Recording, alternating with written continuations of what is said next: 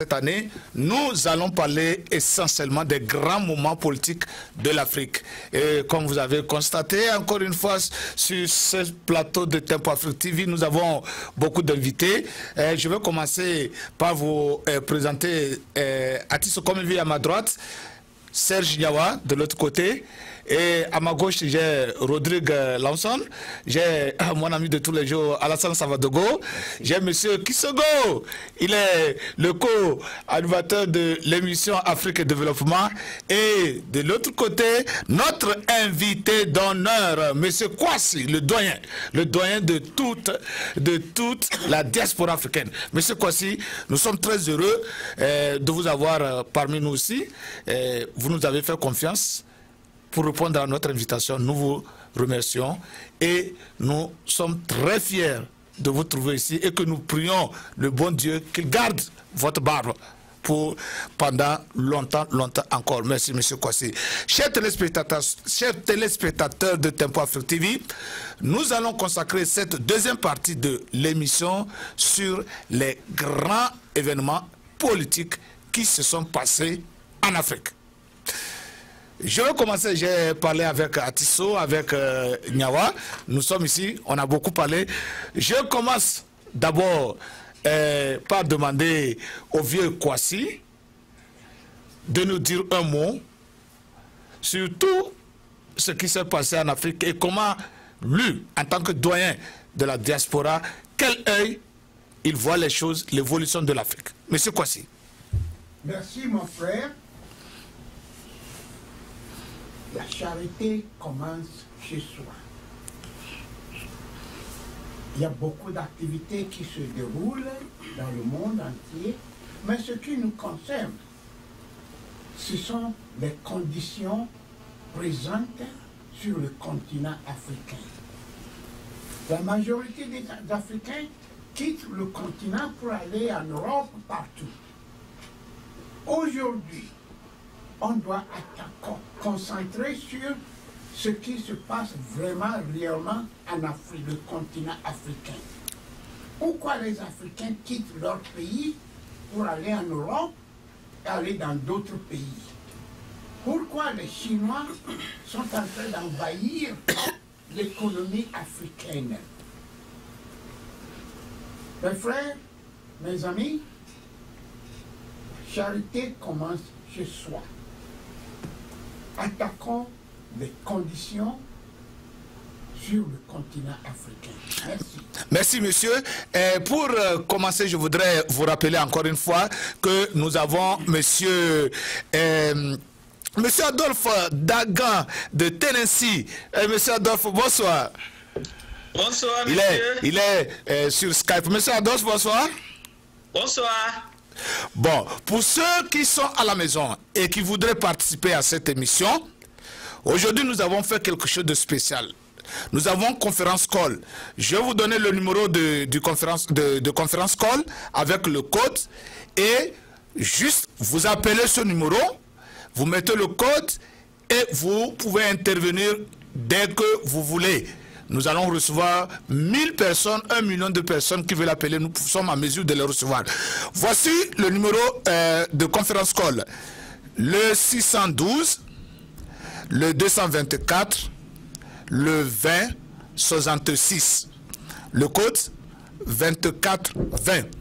Si vous composez ce numéro, vous ajoutez le code et nous allons vous recevoir. Dès que vous êtes en ligne avec vous, restez à l'écoute. S'il vous plaît, gardez l'écoute et intervenez quand vous voulez. Mais je vous donne un conseil.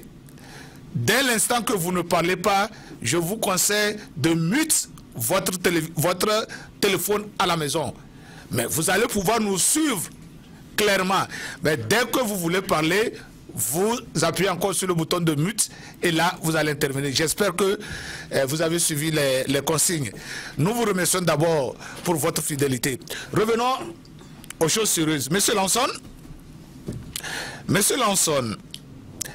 2017, en dehors de quelques grands événements comme Zimbabwe, la vente des esclaves en Libye, l'élection de George Weah et le Togo, qu'est-ce qui vous a marqué le plus sur 2017 en Afrique.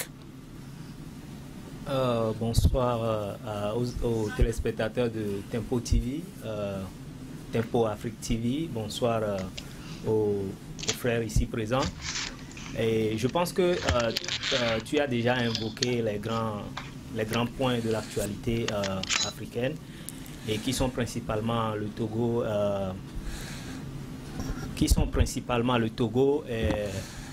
et comment l'appelle-t-on, la RDC, le Zimbabwe et que sais-je encore, je pense le Mali. Le Mali, je pense que tu ne l'as pas cité, et le Mali et le Niger sont deux grands points et de l'Afrique que nous devons attaquer parce que c'est très important et tout ce qui se passe dans cette région avec le djihadisme côte en côte inventé par l'Occident. Donc je pense que c'est les plus grands points qui m'ont marqué dans l'actualité africaine. Merci. Monsieur Savadogo. Oh, merci de nous avoir donné l'opportunité de nous prononcer sur les grands problèmes qui ont bouleversé, ou du moins qui ont marqué l'Afrique au cours de cette année 2017.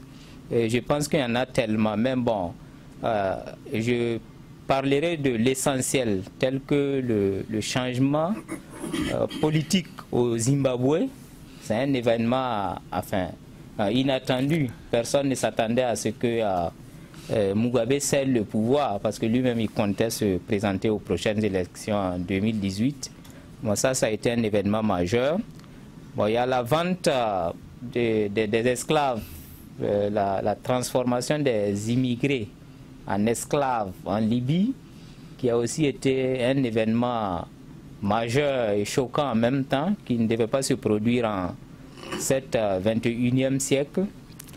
Bon, il y a, si on regarde l'actualité politique au Togo depuis pratiquement le mois d'août 2017, il y a de grands bouleversements qui font vraiment bouger un peu les lignes au Togo, même si c'est pas, le résultat escompté n'est pas atteint d'abord. On espère quand même qu'il y a des mouvements qui attirent l'attention de l'opinion nationale et internationale.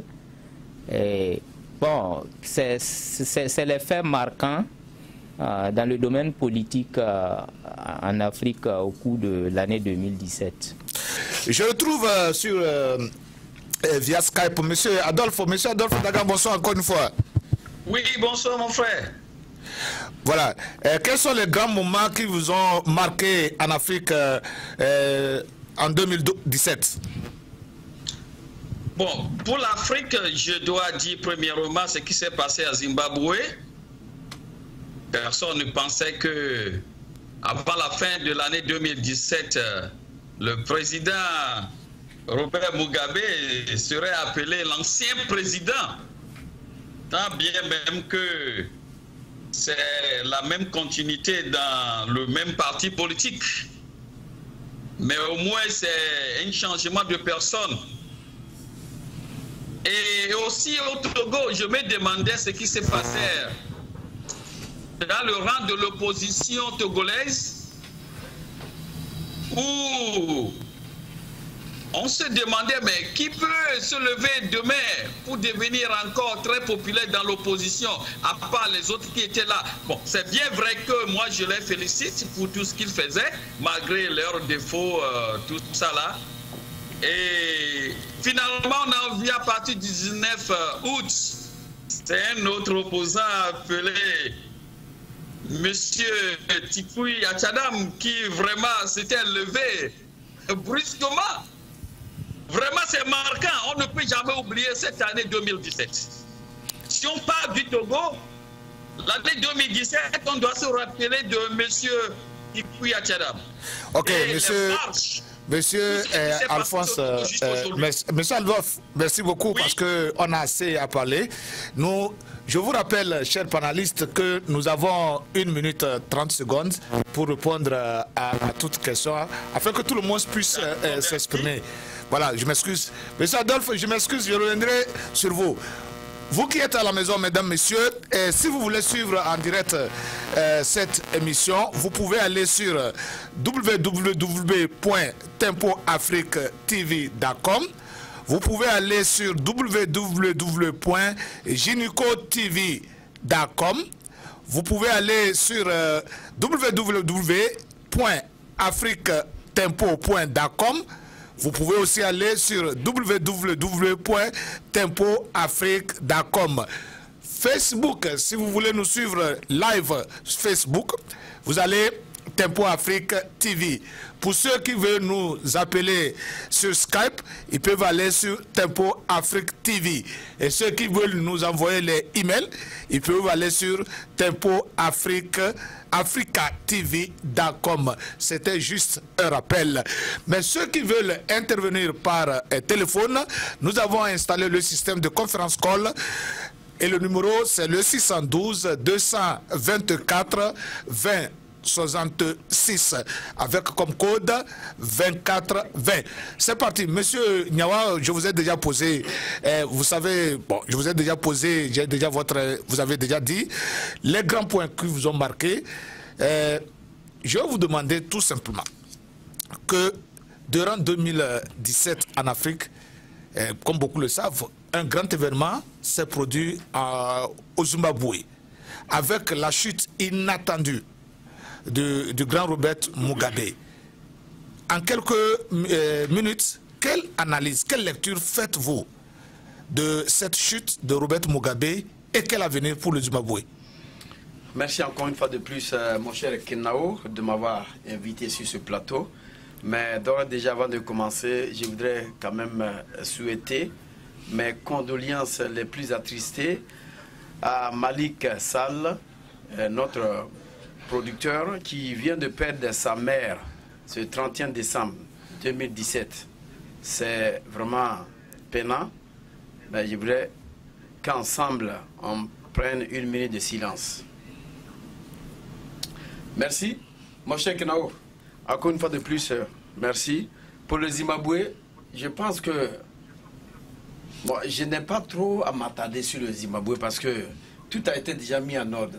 Mais ce qui est en train de se peaufiner, on se demande si l'élection, comment je peux appeler ça, le vice-président qui est devenu aujourd'hui président de transition et qui a envoyé encore 2 vice-présidents, un rebelle qui était quand même parti, on ne sait pas comment est-ce que ça va se passer parce que il y a Kivangere qui était de l'autre côté en train de se débattre comme un beau diable. C'était quand même la personne qui s'est quand même débattue.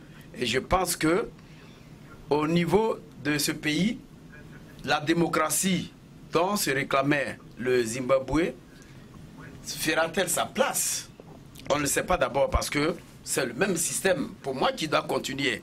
Est-ce que les Blancs, comme l'a dit certains, qui ont été chassés et qui avaient leur terre, vont-ils venir avec le nouveau système? Si je peux l'appeler comme ça, avec le nouveau système, on ne le sait pas encore. Mais je ne veux pas trop m'attarder sur Zimbabwe parce qu'il y a des points qui sont encore plus culminants, tels que le Togo, tels que la visite même du président Macron en Afrique. Voilà. Il faut dire que cette visite, simplement pour moi, il est allé pour boulonner encore le système France-Afrique, qui est un système, vous savez, l'Afrique ne va pas chaque fois attendre à ce qu'on fasse quelque chose pour elle. Il faudrait qu'on se lève parce que Macron n'est pas arrivé au pouvoir pour vous servir. Le président Trump l'avait dit qu'il faudrait qu'il ait les États-Unis d'abord. Donc Macron, quoi qu'il en soit, ne pourra jamais rien faire pour l'Afrique. Parce que le système a été mis en place par les founding fathers français qui disent que voilà la feuille de route qui a été établie. Donc Macron ne peut pas trépasser cette feuille de route pour aller encore vous servir. Monsieur Atisso, vous avez déjà vu le successeur de Robert Mugabe qui a fait un discours au cours duquel il a demandé qu'il va revoir la position des terres au niveau des Blancs. Est-ce que vous pensez que le Zimbabwe est bien parti avec ce discours?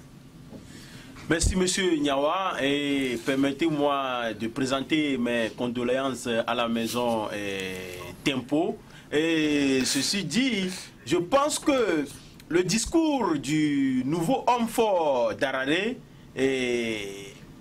Bon, on sait que les présidents, quand ils arrivent comme ça, ils font des discours pour des fois impressionner et qui le rangent dans les tiroirs.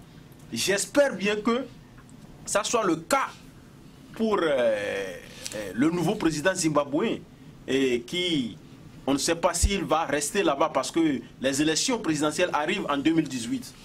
Donc, avec ceci dit, ce discours, s'il applique ce discours, selon moi, ça ne va pas honorer la dignité africaine. Parce que dire que reprendre les terres chez les Africains et les confier aux Blancs, soit disant qu'ils sont les propriétaires, ça ne sonnerait pas bien dans les oreilles des Africains. Et aussi, face à une jeunesse africaine consciente aujourd'hui, ça peut déboucher sur quelque chose d'autre. Voilà. Monsieur Rodrigue, je ne sais pas si vous avez quelque chose à ajouter sur le Zimbabwe, sinon je vous pose la question sur l'esclavage en Libye. Allez-y. Voilà. Nous avons vu que c'est durant 2017, on a remarqué que cet événement, cet acte de vente des esclaves en Libye a été vraiment un événement très important pour nous Africains. Quelle lecture faites-vous de ce phénomène de vente des êtres humains, des Africains, sur le sol africain, sur le continent africain, au XXIe siècle? Oui, au XXIe siècle, les Africains ont sursauté, choqués par la vente de nos frères en Libye. Moi, personnellement, je ne suis pas surpris, ça ne m'a même pas choqué, puisque si en 2017, les CNN nous informent et France Inter nous informe par Claudicia qu'on vend nos frères en Libye, je dis c'est de la pure hypocrisie. Puisque 2 ans avant, si vous suivez l'émission Hip Parade de Claudicia sur RFI, Claudicia en avait déjà parlé. Il avait déjà dénoncé la vente des esclaves en Libye et il n'avait pas appuyé sur la Libye, mais il a précisé pour la Mauritanie. Donc, il n'y avait pas eu de tollé, personne n'en avait parlé et puis bon, tout s'était calmé sur le champ. Et subitement, en 2017, c'est CNN qui sort avec son rapport et tous les Africains sursautent. Et les Africains, moi je demande à tous nos frères africains de calmer nos émotions. L'Afrique est perdue et nous devons récupérer l'Afrique. Donc nous devons garder nos émotions et essayer de récupérer l'Afrique. L'Afrique est perdue d'abord spirituellement. Et tant que nous n'allons pas récupérer l'Afrique spirituellement, nous avons des problèmes. Nous avons de très sérieux problèmes. Donc pour moi, la vente, l'information qui a circulé, et j'ai toujours dit que nous avons nos informations des médias internationaux. Et quand les médias internationaux nous disent qu'il y a quelque chose qui se passe en Afrique, et les Africains doivent reculer, prendre un petit recul et se demander qu'est-ce qu'il y a derrière. Et je m'arrête pour l'instant. Monsieur Savadogo, oui.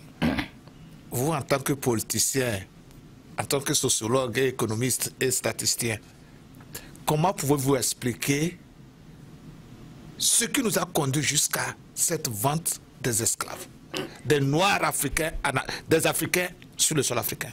Bon, je pense que nous avons eu à mener un débat sur ça. Bon, premièrement, ce qui s'est passé en Libye, ce n'est que la partie visible de l'iceberg, comme on le dit. Sinon, bon, l'esclavage en tant que tel existe. Le cas de la Mauritanie, bon, les documents des Nations Unies en ont parlé. Bon, de toute façon, non, les Noirs sont traités comme des esclaves par les Blancs, les Mauritaniens, les morts en Mauritanie. Bon, ça, c'est un phénomène qui existe. Mais concernant le cas de la Libye, l'État même n'existe pas. Les institutions ne fonctionnent pas. bon, depuis la chute de Kadhafi, les institutions ne fonctionnent pas. Donc, la Libye est un État en faillite. Donc, il n'y a pas, l'autorité de l'État, en fait, n'existe pas. Donc, ça a permis aux différents clans bon, d'avoir une force. Il y a trois grands groupes bon, que Kadhafi, en son temps, même a pu maîtriser. Mais bon, avec son départ, bon, ça s'est éclaté. Et puis, bon, c'est des bandes de hors-la-loi qui commandent, en fait, la Libye. Donc, bon, voilà pourquoi on est arrivé à cette situation-là, où bon, l'État n'arrive pas à contrôler. Bon, enfin, le phénomène existait bien longtemps, mais pas avec une telle ampleur. Mais bon, avec la faillite de la Libye, bon, c'est ce qui a fait qu'on est arrivé à cette situation. Comment pensez-vous qu'on peut éviter le pire dans l'avenir? Bon, il faut essayer de réorganiser l'État. Remettre les institutions en marche pour que bon, il y ait quand même une autorité centrale bon, qui puisse quand même déléguer certains de ses pouvoirs à certaines localités bon, avec une certaine surveillance bon, pour que bon, on puisse éviter de tels phénomènes. Bon, sinon, si l'État en fait n'existe pas, l'autorité de l'État n'existe pas, bon, ça veut dire que le pays bon, ne pourra pas vraiment mettre fin à ce phénomène-là. Monsieur Kisongo, tantôt dans votre introduction, vous avez dit que le fait que vous avez vu une jeunesse africaine dans tout ce qui se passe sur le continent africain se manifester, s'investir. Est-ce que vous ne voyez pas qu'avec la situation chaotique en Libye, c'est cette jeunesse-là, la force de l'Afrique qui s'en va? Est-ce que nos États mettent en place des conditions favorables pour que la vie se passe normalement? Et vous trouverez que cela n'est pas le cas. Cela n'est pas le cas. Et c'est pourquoi la jeunesse est en train de fuir l'Afrique pour aller chercher la vie ailleurs, où la vie peut être favorable pour eux. C'est une dernière chance qu'ils sont en train de tenter. Et malheureusement, en ce faisant, ou en état dans cette aventure, ils arrivent au point de passage où ils sont vendus en esclavage. C'est le cas de la Libye. Et pour résoudre le problème, moi je pense que les chefs d'État africains doivent prendre conscience de réorganiser des États. Et c'est là où j'ai parlé même de la démocratie, cette jeunesse africaine qui réclame à corps et à corne l'installation de la démocratie en Afrique pour que la situation s'améliore, pour que chacun ait droit au chapitre non seulement politique mais économique et social. Merci. Merci, M. Kisongo. Alors, mon ami Sylvestre, je voudrais changer un peu de chapitre. Je ne vais pas m'attarder encore une fois sur la Libye. Je voudrais qu'on parle aussi d'un événement heureux de 2017. Vous connaissez sans doute Georges Weah, n'est-ce pas? Oui, je connais bien voilà. Georges Weah. Ce footballeur de Paris Saint-Germain, du canon de Yaoundé de Paris Saint-Germain, il a été élu ce mois-ci, à la fin de ce mois, président du Libéria. Donc, du footballeur, il est allé à la présidence. Franchement, c'est un événement rare en Afrique. Est-ce que vous pouvez dire, est-ce qu'on peut dire avec certitude qu'avec l'élection de Georges Weah, la porte est ouverte à d'autres personnes, non pas seulement les militaires, pas seulement les docteurs d'État, les enseignants d'université. Est-ce qu'on peut dire que la porte est ouverte à tout citoyen africain d'être président de son pays? Merci, Monsieur Yves. Je pense que, tel que l'ont dit les trois prédécesseurs, l'Afrique est réveillée maintenant. Ça, il faut qu'on soit vraiment conscient de cela.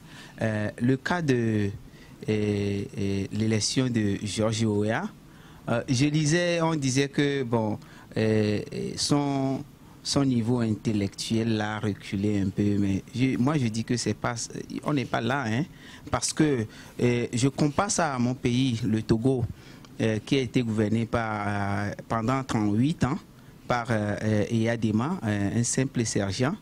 Et puis il est devenu président et voilà, quand il fait des discours, au premier, quand vous suivez le discours qu'il faisait dans ces premiers mois, vraiment c'est vraiment catastrophe. C'est toujours en ligne, vous pouvez jeter un coup d'œil dedans. Mais après, ça s'est amélioré. Et d'ailleurs, il est diplômé, il a de grands diplômes. Donc le cas de George Weah me dit aujourd'hui que même quelqu'un qui n'a pas été à l'école peut devenir un grand homme dans son village. D'ailleurs, au Sénégal, ils ont donné la chance à leur assemblée.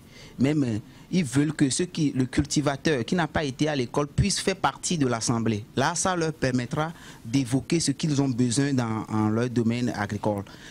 Donc, cela veut dire que voir l'allure où prennent les choses en Afrique avec la jeunesse qui s'est réveillée maintenant que l'Afrique, c'est pour l'Afrique. On n'a pas besoin de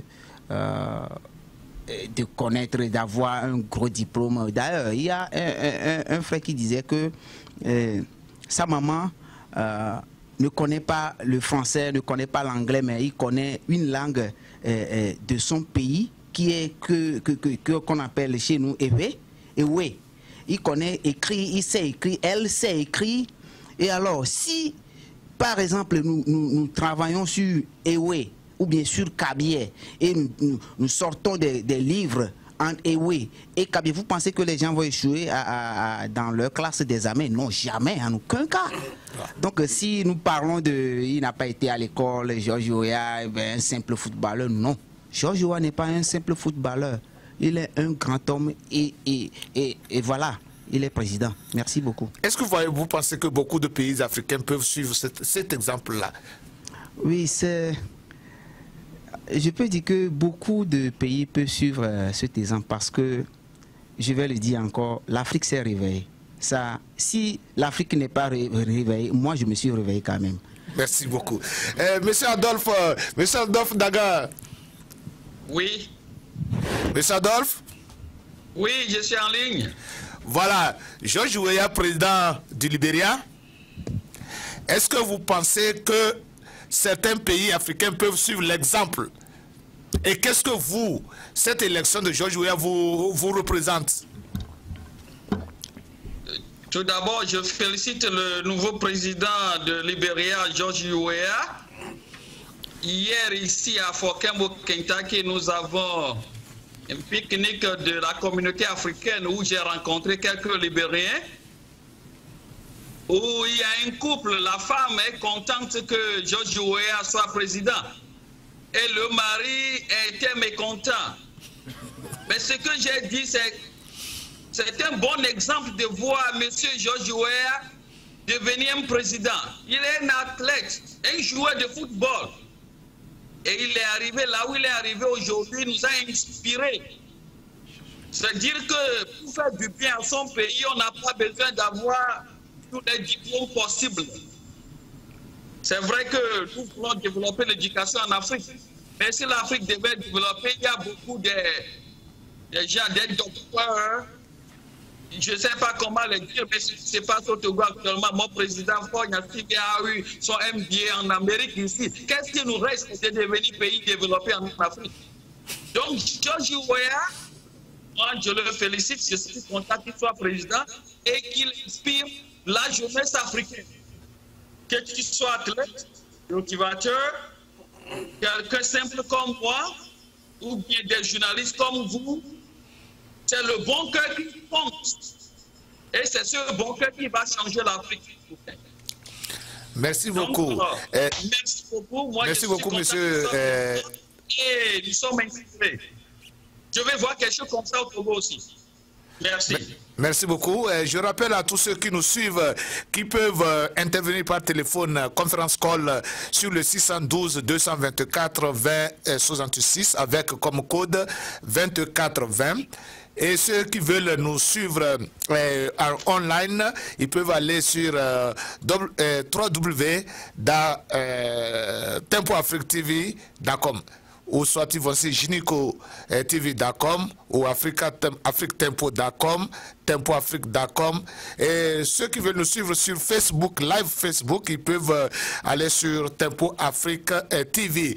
Et ceux qui veulent intervenir par Skype, c'est Tempo Afrique TV. Et pour les emails, c'est tempoafricatv.com. Pour le moment, vous suivez spécial événement de fin d'année de 2017, spécial edition avec tout le panel de Tempo Afrique TV. Monsieur Diawa, abordons la visite de monsieur... Oh non, je vais retourner la question au vieux avant de vous voir. Monsieur Kwasi, voilà, vous savez que monsieur Macron a visité le Burkina Faso. Il a visité le Burkina Faso et le Ghana. Quelle impression vous avez de cette visite de M. Macron au Ghana? Et puisque vous connaissez bien le Ghana, vous connaissez bien le Burkina Faso, et quelles sont vos impressions? Ma réponse est très simple. Oui. Très simple. Les chefs d'État africains, est-ce qu'ils aiment leur pays? Est-ce qu'ils aiment le continent africain? Après toi, qu'est-ce que tu laisses après toi? Prenons la vie de Kwame Nkrumah, Senghor, Mandela. Qu'est-ce qu'ils ont laissé après eux? Si nous avons des chefs d'État qui veulent se glorifier sans vraiment changer les conditions, quel est le niveau d'éducation dans mon pays? Quel est le niveau de santé? Quelle est la santé de la population? Est-ce que le peuple mange, trouve assez à manger? Et après moi, comme président, comme chef d'État, qu'est-ce que j'ai laissé à la génération future? C'est ce que nous ne comprenons pas. Un chef d'État doit se sacrifier pour changer les conditions de bon à bien et de bien à meilleur. Est-ce que les chefs d'État africains aiment leur pays? Voilà ma question. Ramenons la question à la visite de M. Macron, le président français. Ce sont des visites politiques, économiques. Ce n'est pas pour le bien de l'Afrique. Macron n'est pas là pour le bien de l'Afrique. Il est là pour se glorifier, pour trouver des moyens par lesquels la France va profiter. Voilà, vous savez que monsieur le président ghanéen a répondu à Macron dans un discours où il demandait, il s'excusait d'abord devant M. Macron que de l'excuser. Il sait que peut-être que certaines de ses paroles peuvent lui faire mal, mais de les accepter quand même. Vous avez probablement suivi le discours. Quelles sont vos impressions sur la réaction du président ghanéen face à Macron? Quand on parle des conditions vis-à-vis des chefs d'État, il y a un langage, un système de parler diplomatiquement. La diplomatie, ce n'est pas la vérité. C'est une façade. Donc, les réponses que nos chefs d'État donnent aux autres chefs d'État ne sont pas vraiment la vérité. I'm done. Thank you. Monsieur Yawa. Monsieur Yawa, voilà, ça fait plaisir d'entendre. Voilà, aujourd'hui, tu n'as pas raison ton case, n'est-ce pas? Pas encore. Il ne faut pas résoudre le case encore. Voilà. Voilà, allez-y. Allez-y. Bon, je reviens un peu sur cette visite de Macron. Je l'ai un peu suivi, mais ce qui m'a frappé de plus, c'était quand il est arrivé au Ghana. Ouais. À part les discours qu'il a eu à Burkina Faso devant les étudiants, tout ça. Mais au Ghana, quand il introduit son discours lui-même, il dit qu'il n'était pas seul, il était accompagné par des entreprises. Ouais. Et ça, c'est pour dire que c'était une visite économique, comme il a dit Kwasi. Ouais. Il était à la recherche d'un marché en Afrique, pour les biens de la France. Ouais. Et quand vous suivez ça, vous trouvez que la politique française en Afrique n'a pas toujours changé. Et moi, je me disais, est-ce que cette fois-ci, il va changer la politique? Parce qu'il disait, cette fois-ci, il est question de voir l'Afrique d'une façon globale.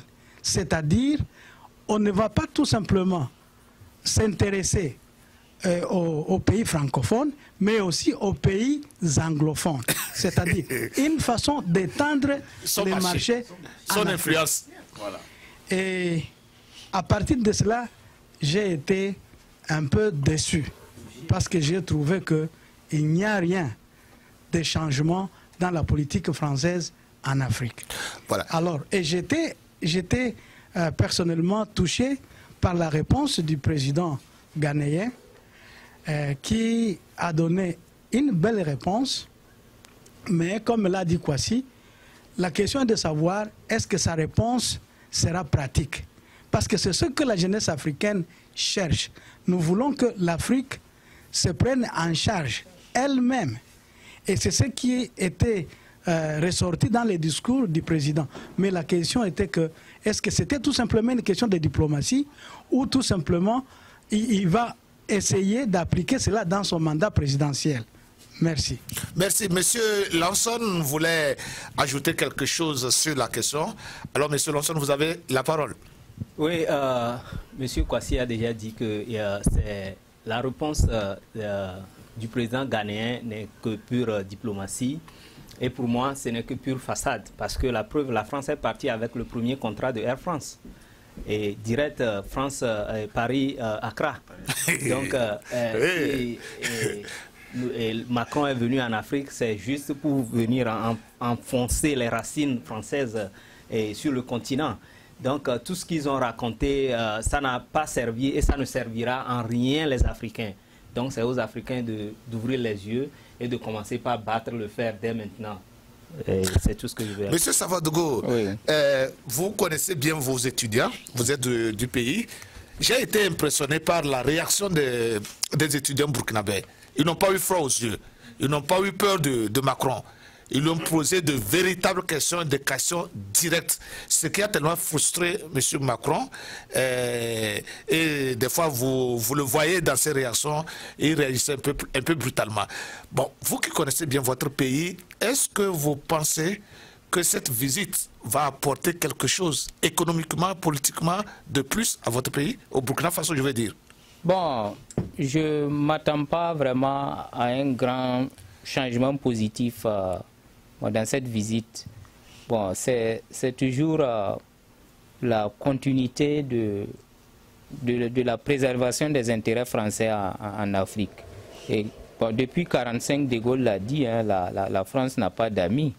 La France n'a que des intérêts. Ouais.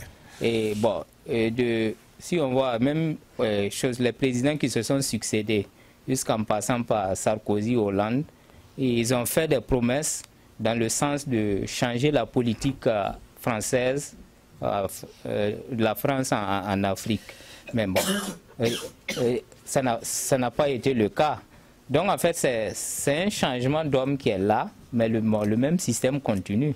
Et la réaction du président ghanéen, comment vous l'avez trouvé? Bon, le président ghanéen a fait un beau discours.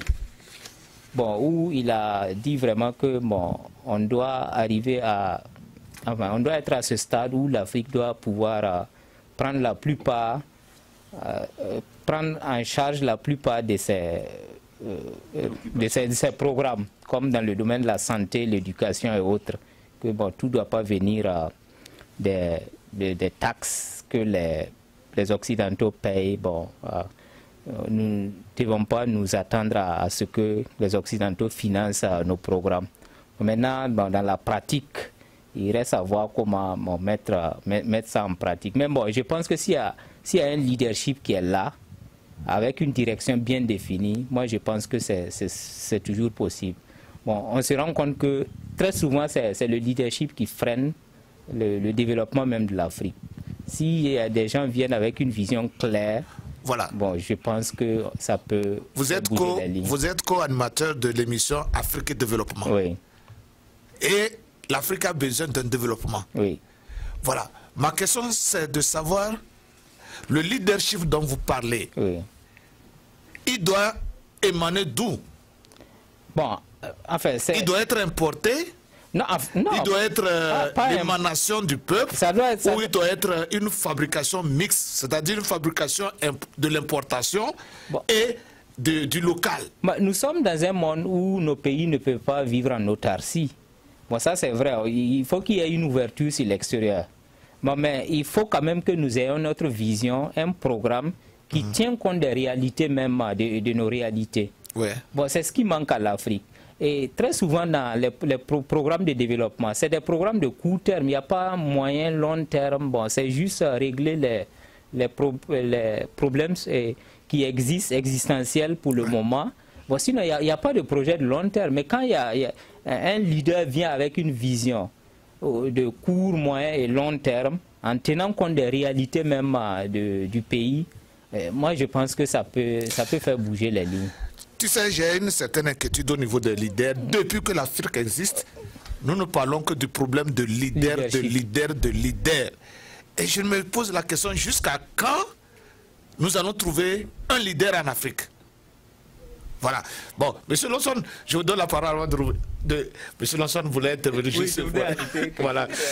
Voilà. Mon frère Atisso, il faut patienter parce que tu as représenté le bulldozer là-bas, donc je vais te passer la parole tout de suite. Bon, je voudrais revenir très rapidement à ce que le frère a dit. Et Sylvestre avait pointé quelque chose et je voudrais revenir sur le plan éducatif. Quand on parlait de George Weah en tant que président du Libéria qui n'était pas tellement éduqué, de quelle éducation parlons-nous? Parce que l'Occident nous a donné une éducation et il nous forme pour les servir. Parce que tout ce que nous avons comme éducation, ce n'est pas au service de l'Afrique. Quand vous tournez autour des grands docteurs, tout ce que nous avons en Afrique, comme des éduqués, des grandes personnes, tout ça là c'est au service de l'Occident. Donc pour moi, je minimise même cette éducation-là. Je pense que cette éducation doit plutôt nous servir à piquer certaines connaissances des autres cultures et développer nos propres éducations. Parce que quelque part, les gens appellent nos mamans dans les villages des illettrés. Il y a des femmes en Afrique qui parlent 6-7 langues. On les appelle les illettrés. Quand l'Européen arrive en Afrique, ne peut même pas parler, prononcer un de nos dialectes, lui il est intellectuel. Donc où va l'Afrique? Où va l'Afrique? Donc quand on parle de développement à long terme ou à court terme, c'est de quel développement parlons-nous? Même développement à long terme. Regardez par exemple au Burkina Faso quand Thomas Sankara était là. Regardez tous les plans, tout ce que Thomas Sankara a instauré pour que ce pays évolue. Qu'est-ce que la France a fait? La France, côte en côte, pays de développement, pays de démocratie, qu'est-ce qu'ils ont fait? Par le FMI, ils ont bloqué les financements à Thomas Sankara à l'époque pour qu'il ne puisse pas appliquer ce qu'il devrait faire pour développer son pays. Regardez ce plan de développement. Donc je dis quelque part que moi, quand on parle d'éducation, je demande aux Africains d'oublier cette éducation côte en côte occidentale. Voilà. Donc c'est tout ce que je voulais juste appuyer ce qu'il a dit par rapport à ce que nous avons vécu sous la révolution au Burkina Faso. Oui, effectivement, Sankara, il avait des idées. Bon, en fait, ils avaient développé ce qu'on appelle les plans quinquennaux. Bon, on voyait les besoins dans tous les villages. Et puis maintenant, bon, on essayait, il y avait un sacrifice quand même. Le train de vie de l'État a été réduit. Les ministres sont passés des voitures de luxe au Renault Renault. Voilà. Et personne ne voyage en classe première classe. Première classe, c'est classe économique. Donc il y a eu des mesures qui ont été prises la corruption. Ils ont instauré les tribunaux populaires de la Révolution pour juger ceux qui ont détourné, ils ont retiré les fonds. Donc, il y a eu ça. Et ensuite aussi, il a essayé de changer la mentalité. Bon, c'était un processus de long terme, mais il avait commencé. Donc, déjà, il a incorporé le long terme dans son programme. Ouais. Et le court terme qui est juste les besoins pressants qu'il fallait régler rapidement. Ouais. C'est ce que je voulais ajouter. Si, en fait, on a quelqu'un qui a une vision, un leader qui a de telle vision, moi je pense que l'Afrique peut vraiment s'en sortir. Voilà, monsieur. Merci beaucoup, monsieur Savadougou. Ça, c'est un éclaircissement dont on avait besoin.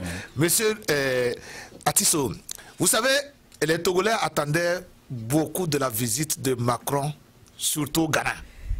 Pas de la côte, pas du Burkina, surtout du pays voisin au Ghana. Les Togolais attendaient beaucoup de cette visite pour voir clairement la position de la France par rapport à la situation sociopolitique du Togo. Mais Macron n'a pas été clair. Selon vous, est-ce que la visite de Macron au Burkina Faso ou au Ghana a favorisé ou a aidé le Togo à sortir de sa crise? Merci, M. Nyawa. Monsieur Kenao, la visite de Macron a, selon moi, freiné les choses. Puisque au début, si vous voyez le président du Ghana, il faisait des contacts des Togolais de la diaspora. Il a rencontré, combien de fois, je ne sais, M. Bodjona, et M. Faure Gnassingbé même, et l'autre, Boko. Il a rencontré l'opposition. Et il y avait une dynamique. Et tous les Togolais ont leur espoir à Nana Akufo. Mais après le passage de Macron, depuis là, c'est comme Macron a porté un frein. Donc les choses n'évoluent plus. Même avec le congrès de la CEDEAO qui s'est passé, les déclarations du ministre de la fonction publique, M. Bawara, a mis tout le monde dans le bleu. Dans un doute. Qui déclare que la CEDEAO estime que le problème togolais n'est pas aussi grave que le Togo, les Togolais même peuvent résoudre ce problème. Alors, tout le monde était confus. Qu'est-ce que Macron a dit au président ghanéen? Alors, l'opposition, qui tenait toujours la brèche, était partie au Ghana pour s'informer de ce qui est de leur facilitation. Donc, c'est ça. Et ce qu'il a dit, je ne pense pas que ce que le président a dit à l'opposition, c'est ça qu'il a en lui. Mais il s'est obligé de se débrouiller. Voilà, on va revenir sur ça. Oui, je voulais rebondir sur la question de Georges Weah. Et les gens disent que Georges Weah n'a pas de compétences. Je voulais leur rappeler que Georges Weah a été à l'école ici. Il a eu sa licence aux États-Unis. Et aussi, Georges Weah n'est pas le seul footballeur qui s'est présenté à une élection présidentielle. Je me rappelle bien l'ancien gardien de Chili, Chilavert. Allô, on fait... Allô. Bonsoir, monsieur. Allô, vous pouvez intervenir. Allô. On continue. Je me rappelle bien que l'ancien gardien de Chili, Chilavert, avait aussi participé à l'élection présidentielle de son pays. Et aussi, il faut dire à tout le monde ici que le football est un jeu qui rassemble. Vous n'êtes pas sans savoir que le football permet aux opposants politiques de se taper les épaules sans se regarder qui est là-bas. Donc, en tant qu'un footballeur, Georges Weah aujourd'hui incarne une possibilité pour les politiciens africains de se voir, de se côtoyer. Par exemple, Tikwi Achadam peut aller visiter Faure Gnassingbé sans problème. Donc le football nous amène sur ces voies. Mais aussi, voir la réponse du président ghanéen à Emmanuel Macron, ce n'est pas nouveau pour moi. J'ai vu M. Alpha Condé qui tenait ses discours, mais depuis l'avènement avec Alassane Dramane Ouattara, tu sais qu'on est en ligne, c'est les mêmes discours. Donc ça n'a pas d'effet, on n'a rien vu de ces discours. Et c'est comme ça, je pense que le discours du président ghanéen sera sans effet, puisque d'après un analyste politique français, la visite même de Macron, c'est pour faire que les marchandises circulent vite. Et Rodrigue l'a dit, le premier contrat que Macron, avec le groupe lequel il s'est déplacé au Ghana, a décroché, c'est le contrat de Air France. Et nous avons une campagne ici pour dire aux Africains de boycotter le Air France et les produits français. Okay. Donc nous devons réitérer ce boycott aux Africains. Time's out. Alors, time's out. Alors, monsieur, nous allons trouver monsieur Alphonse Dagan. Oui, Adolphe. Monsieur Adolphe Dagan. Adolphe, oui. Toutes mes excuses. Monsieur Adolphe? Oui, monsieur. Monsieur Adolphe est là? Oui, je suis en ligne. Ok, monsieur Adolphe, vous avez vu que monsieur Macron était juste à côté du côté ouest du Togo. Mais les Togolais n'ont pas eu une réponse claire sur la situation qu'ils attendaient. Vous avez été déçu ou pas? Non, mais tout d'abord, je ne peux jamais attendre à quelqu'un d'un autre pays, comme la France, de venir sauver l'Afrique. C'est une erreur que nous, les Africains, nous faisons tous les jours. Chacun cherche à développer son propre pays et c'est normal. Notre faute en Afrique est que nous ne voulons pas développer notre pays et nous attendons les autres de venir le faire. Macron est venu en Afrique. C'est pour pouvoir développer ses relations, surtout avec les pays anglophones comme la France. Non, je dirais le Ghana, qui a de l'or et qui se développe, malgré qu'il y a beaucoup de corruption quand même. Hein. Trop de corruption au Ghana. Ghana devait être un pays développé comme le Togo aussi. Bon, c'est pas, la couleur ne doit rien faire quand même. Macron, c'est mon petit frère. Bon. Il n'a pas 40 ans, j'ai 40 ans déjà. Mais c'est dire que si quelqu'un est élu en France ou ailleurs comme en Amérique, il ne faut pas que les Africains s'attendent à ce qu'ils viennent développer notre pays. Réveillons-nous, mon frère. L'Afrique doit être développée par les Africains. Est-ce que vous me comprenez? Donc, quand Obama était élu président, les Africains étaient contents parce qu'on croyait que bon, c'est un noir, peut-être qu'il peut avoir compris un peu les problèmes africains pour ne pas avoir un appui de la part de la France pour pouvoir piller l'Afrique. Mais c'était pire avec lui et Hillary, avec ce qui s'est passé en Côte d'Ivoire et en Libye. Donc, c'est dire en clair que quel que soit ce que Macron doit faire, moi je m'en fous. Moi je dis aux Africains de se lever parce que la France est notre ennemi numéro 1. Monsieur Adolphe, thumbs out. Je vais revenir sur vous dans quelques instants. Chers téléspectateurs, un instant. Chers téléspectateurs de Tempo Afrique TV, si vous voulez suivre cette émission, allez sur tempoafrique.tv.com, JinyokoTV.com, ou vous pouvez aller sur Skype, sur Facebook Tempo Afrique TV, Skype Tempo Afrique TV, vous allez nous poser vos questions ou vous pouvez nous envoyer vos emails.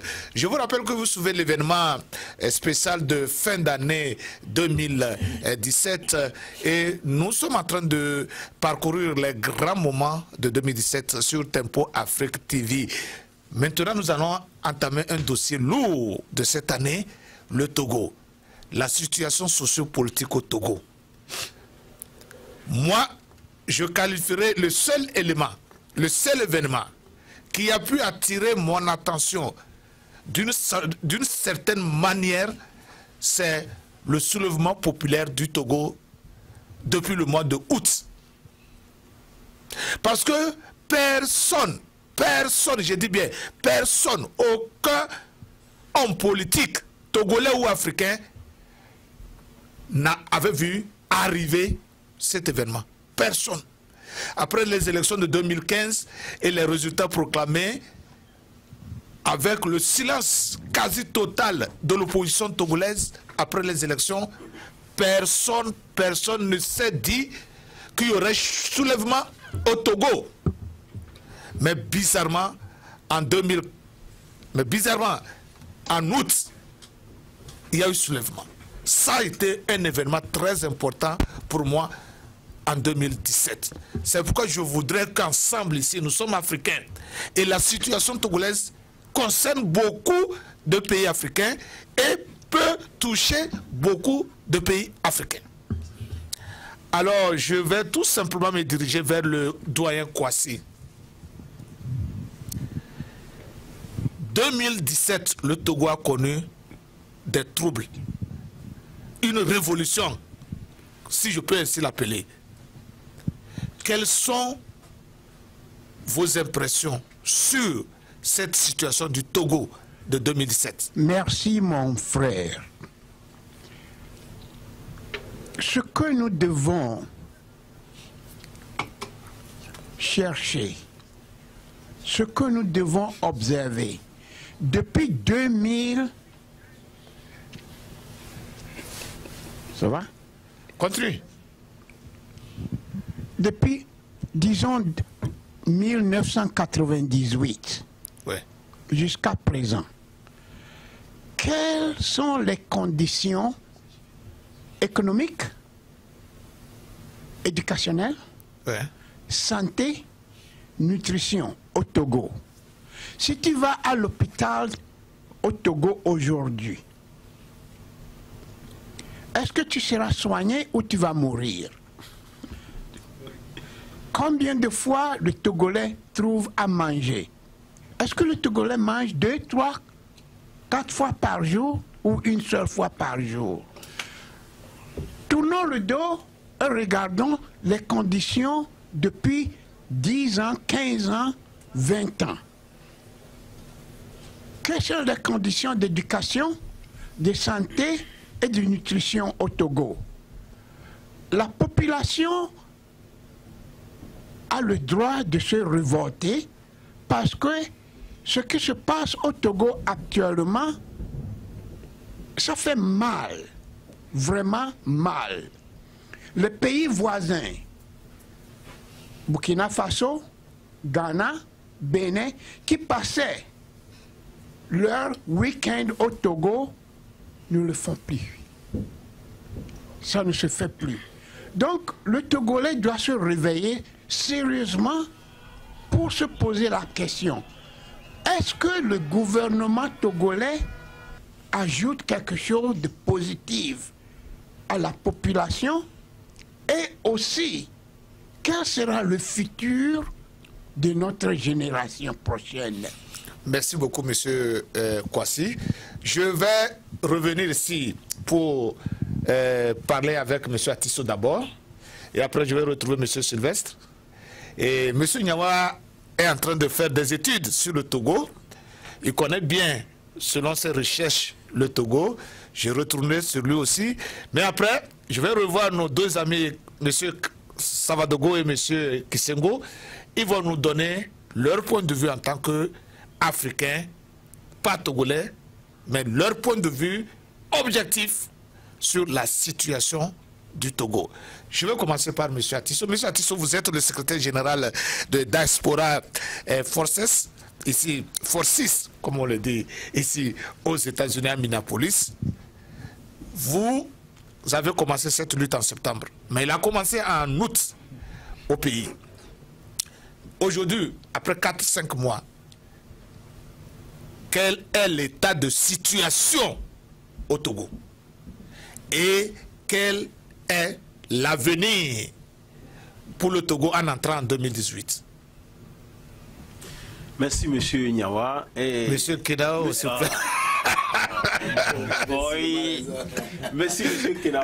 Ouais.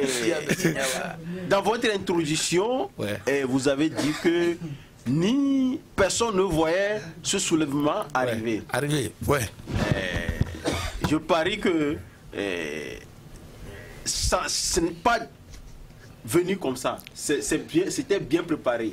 Et au niveau de la diaspora, on sait que ça va arriver et on a travaillé en conséquence pour arriver là. Maintenant, aujourd'hui, comme je viens de vous le dire, on s'est soulevé, le président s'est tué à un moment et vu l'ampleur des choses, les chefs d'État de la sous-région, à l'instar du Béninois, à l'instar du Ghanéen, et ils étaient intervenus pour... Je pense que c'est moi. Hein. Ok, allez-y. Donc, ces présidents étaient intervenus pour voir leur confrère qui est Faure Gnassingbé pour lui dire que ça ne va pas. Le Togo, et le Ghana et le Bénin sont des pays frères. Donc, le président n'a pas voulu les écouter. Et ce qui a fait que le président Alpha Condé a aussi rentré dans le jeu. Au début, l'opposition, c'était pas de négociation. Mais, à un moment donné, l'opposition avait compris que même après la guerre, il faut toujours négocier. Donc, l'opposition a accepté les négociations. L'opposition a posé les conditions préalables aux négociations qui sont en train d'être satisfaits à goutte d'eau, puisque durant ces manifestations de mi-août, plusieurs personnes ont été arrêtées et il y a des régions qui ont été minées. Entre-temps, il y a une grenade qui a explosé et quelqu'un avait perdu la mort comme ça. Donc la région de Sokoré est minée.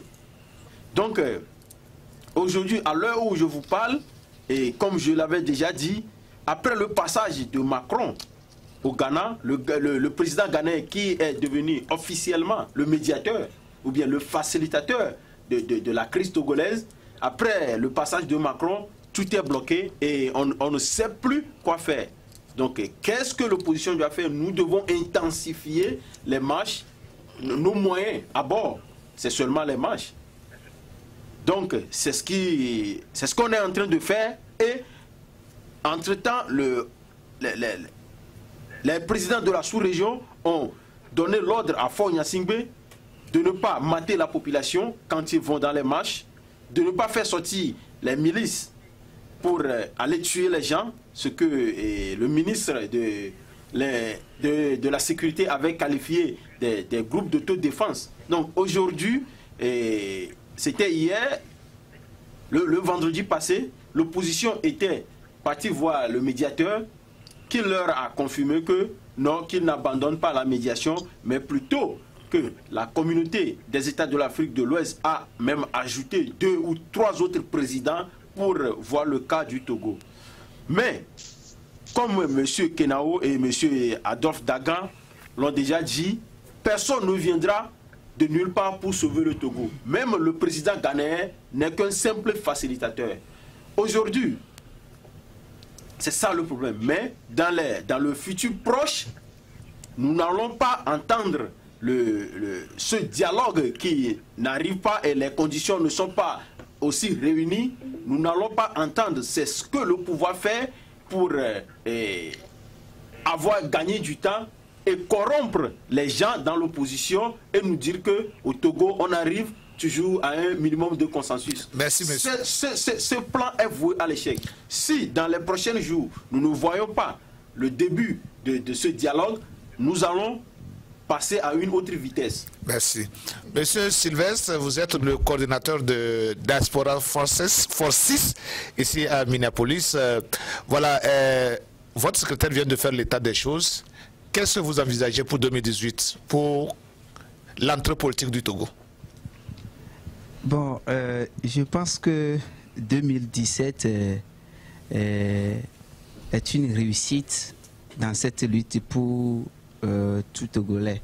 Parce que la sortie de Tikpi le 19 août a donné une ou autre allure et a éveillé, a réveillé d'ailleurs tout Togolais. Et si aujourd'hui... Oui, bonsoir monsieur.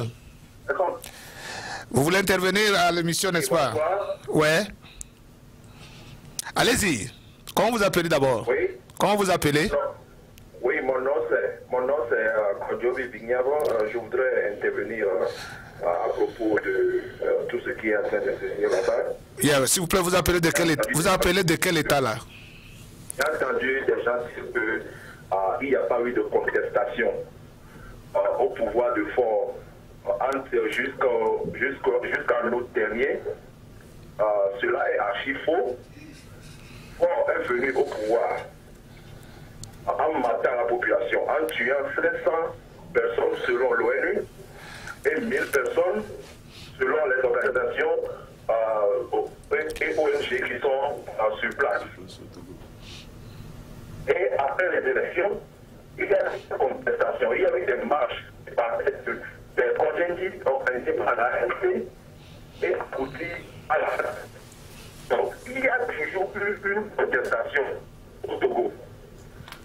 Le problème, c'est que la contestation a été matée et il n'y a plus ce dirigeant charismatique qui puisse amener les gens à sortir. Donc, les conditions de contestation étaient toujours là. Donc, il a fallu seulement quelqu'un pour allumer le feu, pour que ça puisse prendre. Ouais. Donc, je ne sais pas pourquoi vous êtes en train d'insister sur le fait qu'il n'y a pas eu de contestation depuis que Faure Gnassingbé est arrivé au pouvoir. Ah non, monsieur, ce n'est pas ce que nous avions dit. Monsieur, ce n'est pas ce que nous avons dit sur ces antennes.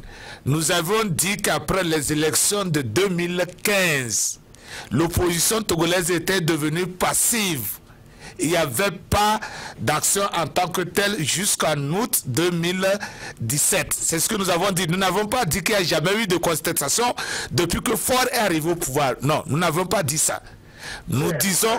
Et les marches qui partaient de Congénie et allaient jusqu'à la plage. Ouais, c'était... Ok, si vous appelez ça contestation, d'accord. Donc les conditions d'une contestation étaient toujours... Voilà, continuez. Continuez, monsieur. Je dis que les conditions de contestation étaient toujours là. Donc, c'est comme de l'essence qui ne s'enflamme pas tout seul. Il faut une flamme pour pouvoir l'enflammer. Donc, les conditions étaient là. Donc, il a seulement eu quelque chose de charismatique pour amener le peuple à sortir et le peuple est sorti. Vous êtes en train de parler comme si, après les élections de 1915, 2015, tout allait mieux, tout allait pour le mieux, et que le peuple n'avait pas à sortir pour contester quoi que ce soit. Ben, je vous comprends, je sais, bon, je vois d'où vous venez maintenant. Il est toujours là, et même avant ça, il y a eu beaucoup de contestations des étudiants sur les campus. Après 2015, il y a eu des contestations des étudiants sur le campus. Ok. Bon, maintenant nous sommes sur le même point de... Je vous comprends maintenant. Merci beaucoup pour votre contribution. Ok, merci beaucoup pour cet éclaircissement. Merci beaucoup pour cet éclaircissement. Vous avez ajouté un plus à ce débat. Merci beaucoup, monsieur. Voilà. Vous continuez, monsieur. Oui, je disais... bon... de août jusqu'alors, nous avons vraiment réussi cette lutte parce que Faure a eu peur de parler. Parce qu'il a peur de parler parce qu'il ne sait pas quel mot, quel verbe il va utiliser. Là, ça, c'est déjà une réussite pour nous. Voilà. Si aujourd'hui, Faure est toujours au pouvoir. Alors, maintenant, 2018, avec une réussite, j'espère bien, parce que si les leaders sont repartis à Accra pour savoir pourquoi, et jusqu'alors il n'y a pas eu de dialogue. de réunion entre eux, il n'y a rien eu de concertation entre eux pour pouvoir commencer des discussions. Je pense que moi j'ai l'espoir que on ne va pas aller jusqu'à 2020 quand même avant qu'on ne trouve une solution à notre crise togolaise. Merci. Merci, Monsieur Lanson. Rodrigue, le grand Rodrigue, vous êtes membre de Diaspora Forces. Quel bilan faites-vous d'abord de la situation du Togo et ensuite le bilan de Diaspora Forces? Ok, avant d'arriver sur le bilan et pour l'année 2017 sur ce qui s'est passé, ouais. Je voudrais d'abord insister sur une chose qui est l'implication de l'extérieur toujours dans nos problèmes. Et quand à chaque fois qu'il y a un problème qui se pose à l'Afrique, et l'Occident intervient toujours pour poser les pas ou bien pour poser les racines qui vont les permettre toujours de continuer par exister. La preuve, quand le problème togolais a commencé, quelqu'un a dit que les Togolais réclamaient le départ pur et simple de leur président, de notre président. Allô? Ouais, monsieur Lawson, il y a quelqu'un en ligne. Allô, monsieur, bonsoir. Oui, bonsoir, monsieur. Moi, je m'appelle Emmanuel Credo. Je suis pasteur et j'appelle d'Atlanta. Comment est-ce qu'on peut participer au débat? Vous êtes déjà dans le débat. Vous êtes en plein débat. Allez-y. Donnez-nous votre contribution. Ok. Et je suis ça sur mon écran, en ligne. Et ma contribution, c'est que je vous ai entendu parler du panafricanisme, et puis le dernier point était la situation sur le Togo. Ouais. Le problème togolais, ouais, c'est un problème très épuré.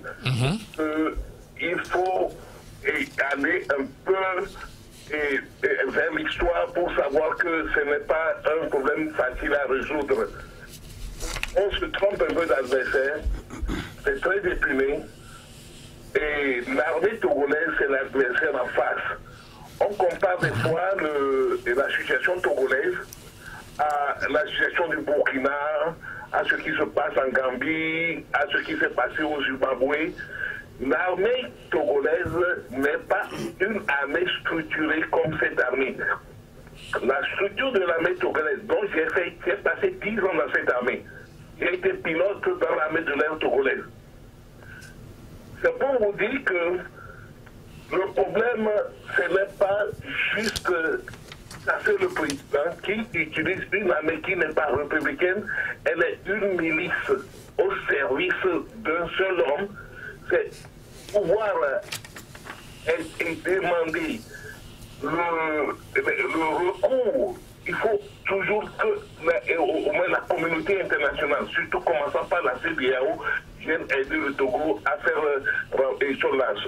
sortir de cette crise. Sinon, le Togo ne sortira jamais de cette crise parce que c'est une armée qui est imprimée et puis la population, quelles que soient les masses, ils seront finalement fatigués et ça reprendra le même cercle où ça recommencera toujours. Le problème togolais, c'est un problème qui est directement lié à l'armée, qui complètement est sur l'armée, elle est loyale à Fort qui a pu conquérir cette armée comme elle l'utilise comme une machine à répression. Monsieur Emmanuel, est-ce qu'il peut contacter, s'il peut contacter la Diaspora Forces de Minnesota pour nous donner des propositions? Monsieur Emmanuel Credo. Vous pouvez m'appeler le révérend Credo, je suis pasteur. Voilà, révérend Credo. Ouais. Je vais vous rappeler comment suivre l'émission. Okay. Vous pouvez aller sur www. Je suis l'émission sur mon écran. Je suis l'émission en direct. Ok. Depuis il y a 1 heure de temps que je suis l'émission. Ok, d'accord.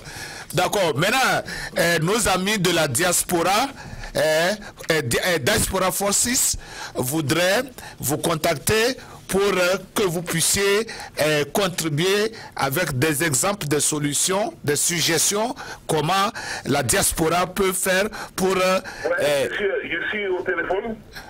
Ok. Nous... Est-ce que... Ok. Nous allons vous appeler... nous allons appeler nous sur le 612 224 2020. Ok, restez là, j'ai un ami. Gardez tout. Et puis j'ai mis le code de la conférence. C'est bon. J'ai pu vous avoir. Oui, c'est bon, c'est bon. Qui m'a envoyé tous les liens. Voilà, c'est bon. Que je suis en train de pouvoir vous parler. Donc, nous allons passer par le biais de Malik.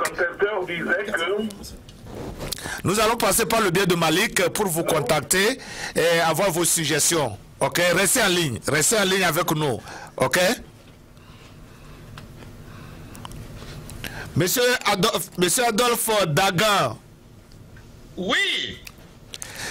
Donnez-nous vos impressions sur la situation du Togo. Manuel Credo de Atlanta. C'est pour lui dire que moi aussi, je peux dire un homme de Dieu aussi à Tennessee ici. Mais le problème togolais, c'est vrai, c'est un problème spirituel, il faut comprendre ça. C'est un problème spirituel. Mais l'armée peut avoir physiquement la force. Mais je vais lui rassurer que la vraie force appartient à notre Dieu, le Tout-Puissant. Et que l'armée ne vaut rien devant Dieu. Dieu, Jéhovah Rapha. Ok. Dieu Jéhovah Rapha. Pour continuez. Sauver les Israélites de la main de Pharaon en Égypte. J'aurai l'occasion de parler avec lui. Ayons la confiance en Dieu, ayons la foi en Dieu, le Togo serait sauvé. On n'est pas mon ennemi, mais je peux lui dire que, Monsieur le Président, si tu te crois que tu as la force aujourd'hui à cause de l'armée, cette armée-là va te décevoir. Parce qu'il y a un grand Dieu qui va changer le cœur de l'armée. Merci. Ok. Maintenant, nous allons... nous allons trouver monsieur Rodrigue qui est en train de parler. Monsieur Rodrigue. Ok.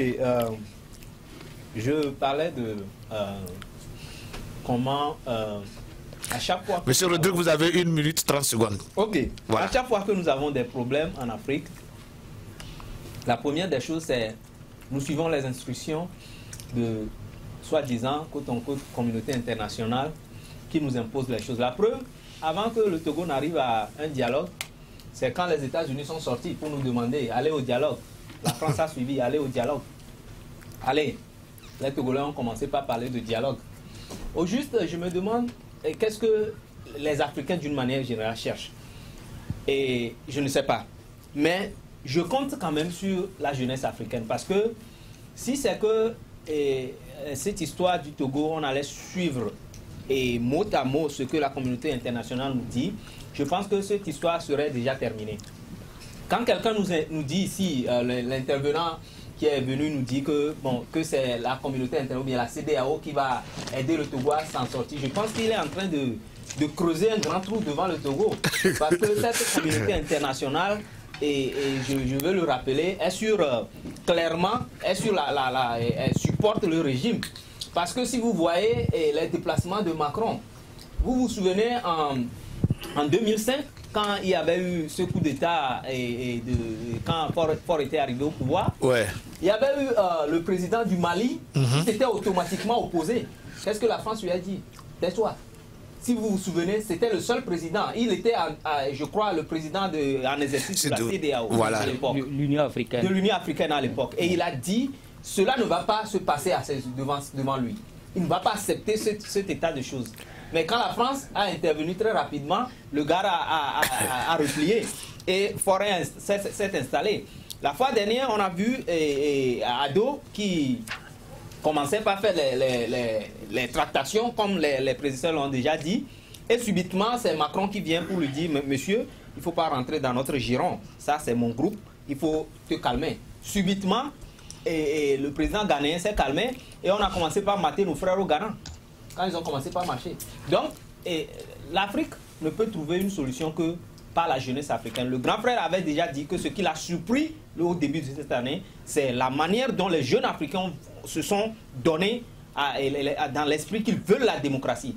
Et je pense que c'est les jeunes africains seuls, conscients, qui vont commencer par se battre et libérer cette Afrique et libérer ce Togo. Merci. Voilà, monsieur Savadogo, vous avez quelque chose à dire. Bon, enfin, je voulais juste appuyer à ce qu'il a dit. Ouais. Bon, j'ai constaté que la communauté internationale est toujours du côté du plus fort. Bon, vous voyez, quand la communauté internationale se rend compte que la balance, là où la balance est inclinée, bon, c'est de ce côté la communauté internationale regarde. Est-ce que c'est pas cette même communauté qui fait balancer, si je peux me répéter, la balance? Ouais, mais moi je pense que ça vient aussi de la détermination de la jeunesse. Et il faut continuer à éduquer la jeunesse. La jeunesse comprend de mieux en mieux que bon, c'est elle-même qui doit écrire son destin. Et avec les réseaux sociaux, moi je pense qu'il y a ce déclic-là qui est là. Maintenant, il suffit d'une petite organisation pour que tout puisse aller sur les rails. Et une fois que, bon, même dans le cas du Burkina Faso, au début, bon, la France intervenait, mais ça c'était des mots, hein, mais en bas quand même, ils étaient toujours du côté de leur pion qui est Blaise Compaoré. Ouais. Mais bon, à un certain moment, comme ils se sont rendus compte que non, la balance est du côté de l'opposition avec la jeunesse. Bon, c'est là maintenant ils se sont rétractés. Bon, c'est le même phénomène qui s'est passé lors du coup d'État. Ouais. Il y a eu des soutiens extérieurs. Mais comme la jeunesse était déterminée, bon, d'aucuns diront que non, que c'est cette même communauté internationale qui était derrière la jeunesse. Mais bon, moi je pensais que la communauté internationale était beaucoup plus du côté même des putschistes, pour faire revenir leurs acolytes, les anciens acolytes. Mais c'est comme du fait que ça a échoué, bon, ils sont obligés de changer de stratégie. Bon, c'est ce que moi je voulais ajouter. Moi j'appelle cela premier échec du président sénégalais. Parce que avec le putsch, le président sénégalais Macky Sall était censé, d'après nos informations de dessous, il était censé aller instaurer général Djendéré et basculer tout.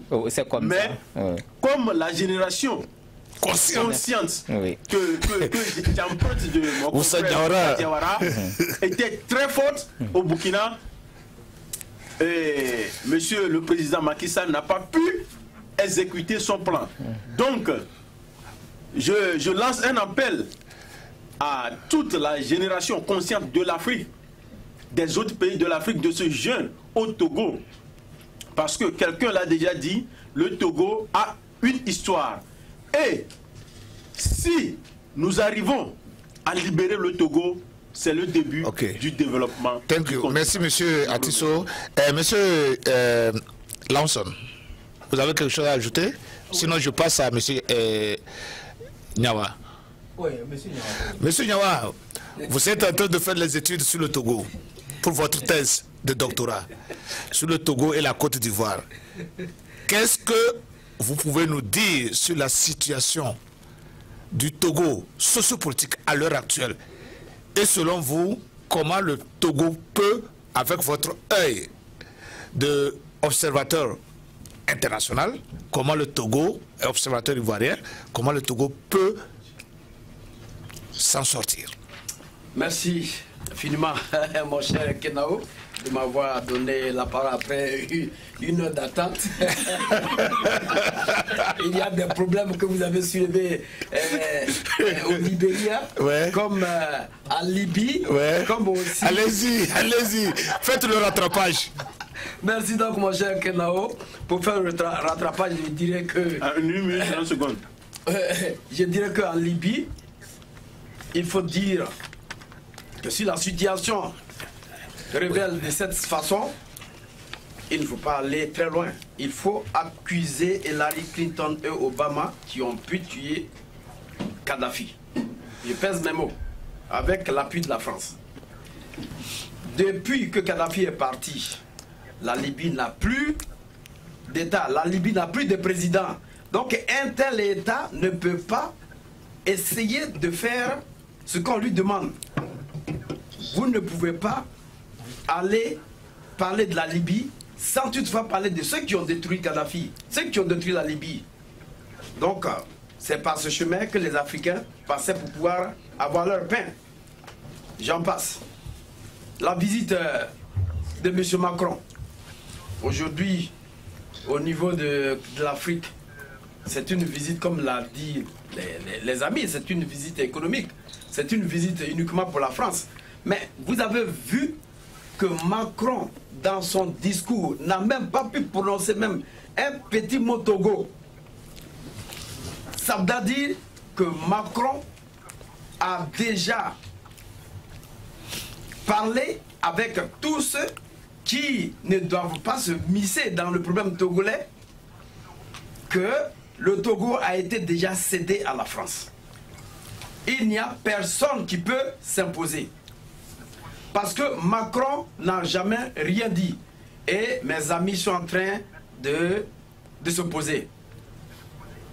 La France dit qu'elle cherche quelqu'un pour remplacer Faure Gnassingbé. Parce qu'il y a été un consensus qui a été peaufiné avec le régime en place. La France ne peut pas trouver quelqu'un pour remplacer Faure Gnassingbé. La France n'a pas confiance à Tikpi Attiadam. C'est pour cette raison, elle est venue pour dire à Faure, reste à ta place. Quoi qu'il en soit, personne ne peut t'enlever. Vous avez vu, M. Faure n'a jamais appelé les 14 partis politiques pour s'asseoir sur une même table et parler réellement, franchement. Mais M. Faure, il a dit qu'il y aura un dialogue. Et après ce dialogue, on va avoir ce qu'on appelle un référendum.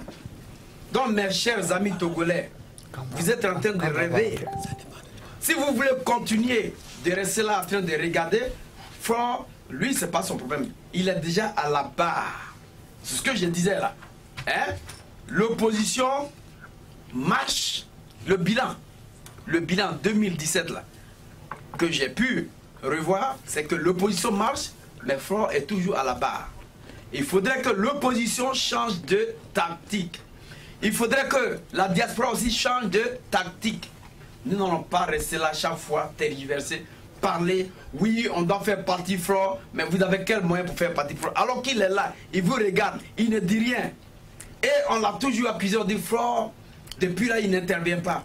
Mais il cherche comment essayer de, comment on appelle, féconder, comment on appelle ça, prendre la diaspora, prendre la diaspora. Sinon, l'opposition, comment il faut acheter l'opposition pour ne plus qu'on parle de tout ça là. Donc vous allez marcher, vous allez faire tout ce que vous voulez. Mes chers amis togolais, vous êtes en train de perdre votre temps. Faure a déjà gagné la bataille. Levez-vous, ce que je suis en train de dire. Si vous croyez que vous allez vous placer devant les postes télévisés et parler à tout moment, je vous dis que Faure a déjà gagné la bataille. Personne ne peut l'enlever. Regardez un peu la CEDEAO. Qui était le président de la CEDEAO? Comment ça s'est passé? Mais Faure a été la personne qui a tout coordonné. Qu'est-ce que les gens ont dit? Rien. Tout ce que les gens ont dit, c'est uniquement amuser la galère. Faure reste là. En 2020, si vous ne vous levez pas, Faure va toujours être là. Et le référendum qui va être fait, vous le voulez ou pas, le référendum va être fait et le compteur sera mis à 0.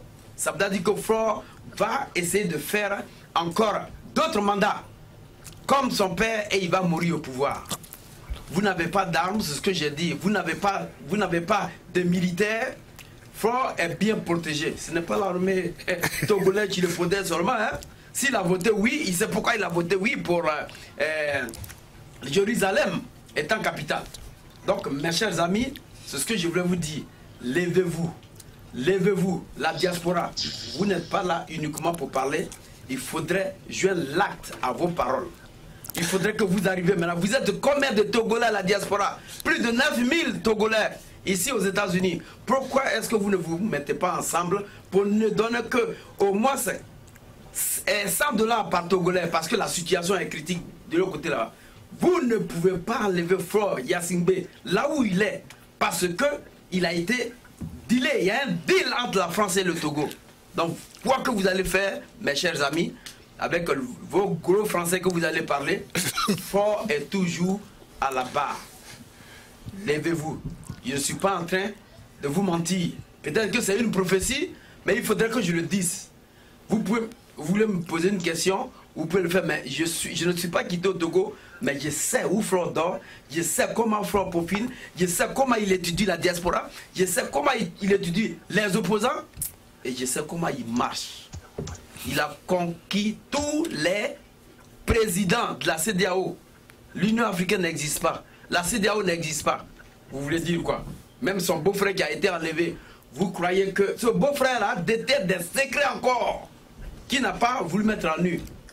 Donc, mes chers amis, je crois que nous sommes là pour vous aider. Mais il y a des choses qu'on ne peut pas dire sur l'antenne ici. Il faudrait qu'on se croise pour dire comment est-ce que vous allez réellement enlever M. Faure Gnassingbé.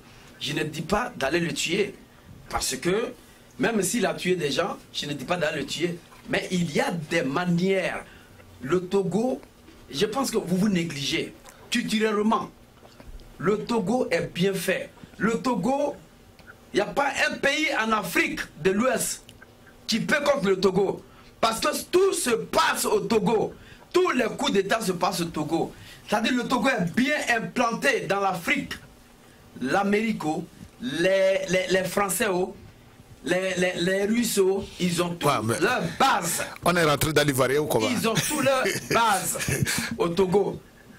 Donc, je vous dis de vous relever et que la diaspora et l'opposition changent encore de stratégie pour mieux peaufiner ce combat. Sinon, vous n'allez jamais réussir ce combat. Merci. On reste au pouvoir jusqu'à la fin. Merci, monsieur Niawa. Vous avez rattrapé les 60 minutes. Bon, maintenant, avant de changer de cap, avant d'entamer le dernier virage de cette émission, je voudrais demander à monsieur Kisongo de voir la situation d'un homme avec l'aide d'un observateur, de quelqu'un, d'un Africain qui n'est pas togolais. Merci pour la parole. En tant qu'un observateur de la situation du Togo, je peux tout simplement dire que le problème togolais, c'est un problème africain. Parce que ce qui se passe au Togo, nous pouvons aussi le voir ailleurs sur le continent. Et ma question que je peux me poser, moi, est de savoir comment se fait-il qu'une seule famille au Togo peut régner pendant 50 ans. Ça, c'est une bonne question. C'est une bonne question. Pendant 50 ans. Cela veut dire que il y a des gens qui les placent au pouvoir. Il y a des gens qui les placent au pouvoir et qui les maintiennent au pouvoir. Ici, vous entendez les grandes puissances. Et qu'est-ce qui arrive? Nos dirigeants à ce moment-là, ils se transforment en ce que je peux appeler garçons de course de ceux-là qui les ont mis au pouvoir. C'est-à-dire les sous-préfets. Oui. Et ce qui arrive quand ils sont au pouvoir maintenant, la première chose, c'est d'hypothéquer les institutions républicaines. Ils les hypothèquent et ils les changent pour leur propre service. Comme ça, ils restent très forts. Deuxième niveau, ils vont adhérer au club des présidents, soit de la région, soit du continent, où ils se protègent les uns les autres. Parce que tous sont au service de ces grandes puissances. Et maintenant, à cause de cela, moi je pense que la seule solution, parce que Niawa l'a dit, Faure est au pouvoir et il a déjà gagné, si j'ai bien suivi. Bon, alors, le seul espoir, pour moi, je pense que c'est la jeunesse. Tout à l'heure, on a parlé des soulèvements populaires. Mais pourquoi on arrive au soulèvement populaire? Les soulèvements populaires, c'est une expression d'une population qui se sent délaissée. Parce que toutes les institutions qui pourraient régler la situation sont dans la poche, n'est-ce pas, de ce président. Alors, la population est sans défense. Maintenant, il faut se soulever, il faut aller dans la rue. Et quand vous regardez ces gens qui sont dans la rue, c'est la jeunesse. La plupart du temps, c'est la jeunesse. Et c'est pourquoi moi je me dis, tout notre espoir doit être fondé sur cette jeunesse qui est en quête d'une réelle démocratie où les gens auront l'opportunité de participer à tous les chapitres de la politique du pays. Donc, s'il faut faire quelque chose, il faut toujours et continuer toujours à mobiliser la jeunesse. Merci beaucoup. Merci, merci. Ouais. Il y a quelque chose que je voulais ajouter. Monsieur Fabre, Jean-Pierre Fabre, ouais. Il a été sur les antennes et il a dit pas de manifestation le 1er janvier. Ça veut dire beaucoup. Ça veut dire demain. Ça veut dire demain. Parce que des manifestants étaient prévus. Mais pourquoi il a dit ça? C'est parce qu'il a reçu des instructions de Faure Gnassingbé. Donc, tous ces gens-là, ne faites plus confiance à ces gens-là. Le Togolais doit prendre ses responsabilités. L'Afrique aussi doit prendre ses responsabilités pour que le Togo ne baigne plus dans cette histoire. Comme l'a dit M. Kisongo, 50 ans de gouvernement. Mais qu'est-ce que nous faisons jusqu'à preuve du contraire? Et regardez, M. Faure, essayez de vous donner des instructions. Donc c'est ce que je voulais ajouter rapidement. Voilà, chers panélistes, nous allons revenir parce que le temps nous fait vraiment défaut. Nous allons en break, nous allons à la pause, j'allais dire. Nous allons à la pause et après la pause, nous allons aborder le dernier point qui est essentiellement à chacun de vous ici de nous dégager 3 gagnants que vous trouvez, 3 individus, 3 personnes de 2017 que vous trouvez et qui ont réalisé des choses très importantes pour l'Afrique. Et 3 personnes que vous trouvez qu'elles n'ont pas aidé franchement l'Afrique à progresser. Vous allez nous donner l'événement qui a le plus, vous l'avez déjà dit, vous allez nous faire vos prédictions pour l'année 2000 politiquement. Qu'est-ce qui va arriver politiquement en Afrique en 2018 et après vos souhaits, vous donnez vos souhaits pour l'année 2018. C'est ce que nous allons aborder jusqu'à nous allons revenir de la pause. Mais vous qui êtes à la maison, je vous rappelle très rapidement que des pays comme Dubaï, Australie, Nouvelle-Zélande sont déjà en 2018. New Year's, Happy New Year à tout ce monde-là. On se retrouve dans quelques instants après cette publicité.